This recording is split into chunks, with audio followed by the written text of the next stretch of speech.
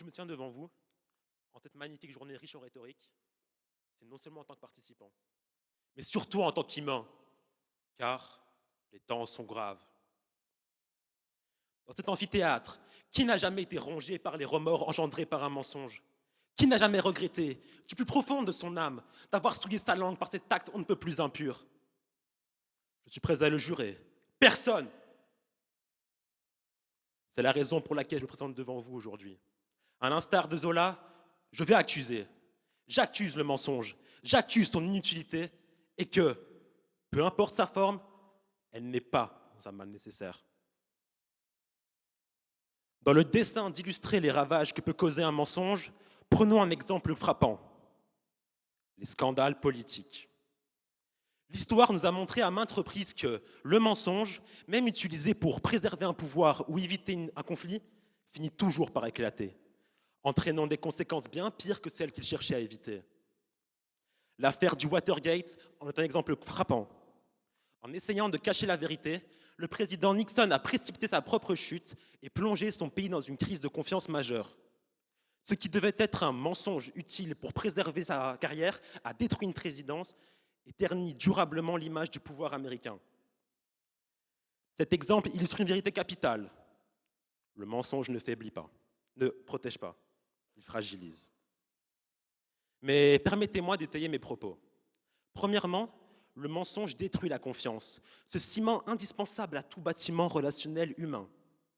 Que ce soit en amour, en amitié ou dans le cadre professionnel, la confiance est la clé d'un lien durable. Mais elle est fragile, très fragile.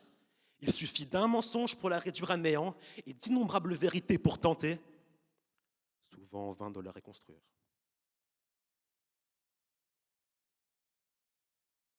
Lorsque nous mentons, nous ne jouons pas seulement avec la perception que l'autre a de nous, mais nous modifions sa manière d'interagir avec le monde. Un enfant trahi par ses parents, un employé abusé par son supérieur, un citoyen berné par son gouvernement. Tous, une fois trompés, deviennent méfiants et hésitent à vous accorder leur confiance à nouveau. Ainsi, en acceptant le mensonge, nous ne détruisons pas seulement des relations individuelles, mais nous semons la méfiance dans la société tout entière. Ensuite, déconstruisons un argument fréquemment avancé. Le mensonge serait nécessaire pour éviter de blesser les autres. Il nous a continuellement été répété qu'il est parfois préférable de cacher la vérité pour faire le bonheur de ceux qu'on aime. Ne vaut-il pas mieux dire à son ami que sa tenue lui va bien, même si ce n'est pas le cas? Ne faut-il pas rassurer un patient gravement malade sur son état de santé pour lui éviter l'angoisse? Cette idée repose sur un seul grand principe qui est erroné, celui que la vérité est forcément brutale alors qu'elle peut être dite avec bienveillance. Il est possible d'exprimer un désaccord sans heurter, d'amener une vérité difficile avec tact. La vérité ne signifie pas être cruel, cela signifie être honnête, tout en respectant l'autre. De plus, mentir pour protéger infantilise la personne trompée, lui refusant le droit de choisir sa réaction et de faire face à la réalité. Et si nous acceptons de lever les yeux vers le long terme, ce prétendu mensonge bienveillant ne fera que retarder l'inévitable et souvent empirera la situation.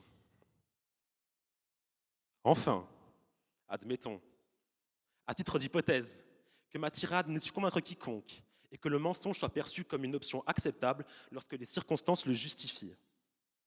Il deviendrait indispensable d'établir un cadre précis définissant les circonstances auxquelles il pourrait être utilisé de manière légitime.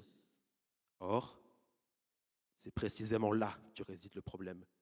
Le concept de mal nécessaire est profondément subjectif et varie d'un individu à l'autre.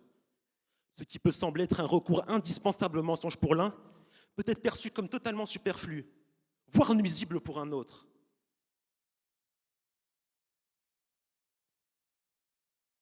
Maintenant, allons plus loin. Si l'on institutionnalise le mensonge comme une pratique moralement ou socialement admise, on ouvrirait la porte à une infinité de dérives et d'interprétations différentes. Qui déciderait des limites? Où placerait-on la frontière entre un mensonge acceptable et un mensonge condamnable?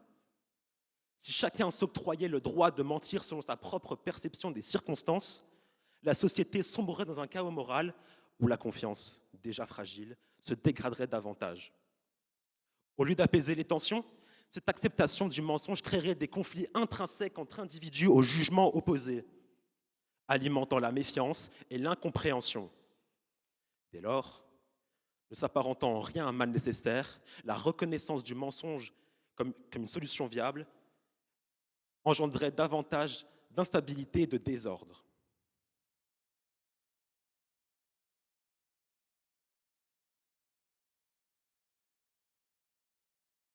Ainsi, bien loin d'être un mal nécessaire, le mensonge est une faiblesse qui détruit la confiance, engendre l'injustice et repose sur des principes erronés. Ce n'est pas en mentant que nous évitons les conflits, mais en apprenant à dire la vérité avec justesse et respect.